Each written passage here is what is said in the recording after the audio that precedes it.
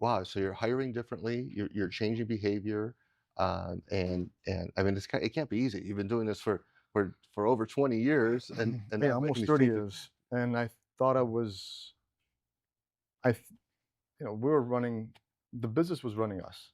But as far as, like you said, that there's different challenges now, changing the culture, changing the mindset, um, how we operate. And then we also have business as usual. So it's definitely every day it's a different challenge. I can tell you that. So I'm sure that having partners, having family in the business, and creating change, it's like you were operating one way and now you're turning a different way. What are some of the challenges? Um, and I really enjoy challenges, right? They cause disruption. Like if we're uncomfortable, we will modify and change so that we are more comfortable. So if we can be uncomfortable with things that are not good for the business, like if we can grow in our discomfort with things that are no good, it forces us to make an adjustment, change, and so that we can be comfortable again. So what are some of the things like those challenges that maybe you are creating for other people? Like what discomforts are you're making changes in how you do things, and I know there's a personal battle there, and then folks are having to deal with that as well. So you've got this double-edged thing happening. What's that like from your perspective?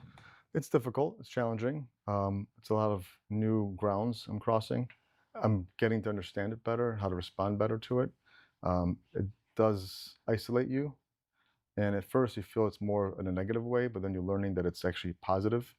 Um, through your challenges every day. There's distance between me and the team now, but it's a more respectful distance, not a intertwined relationship that it's hard to manage and manage a business at the same time. So that's been helpful. And the discomfort that we've caused, I mean, a lot of it's like even we just stopped having meetings throughout the day. If we have a meet in the morning, and if it's important, where we actually stop now, just we only have one meeting a week, and it's still a sales meeting. We're getting our company in different positions, so that's why we're focusing on sales meetings. So telling the entire team, because there was a department meeting for every department, plus sales meeting and leadership team meetings.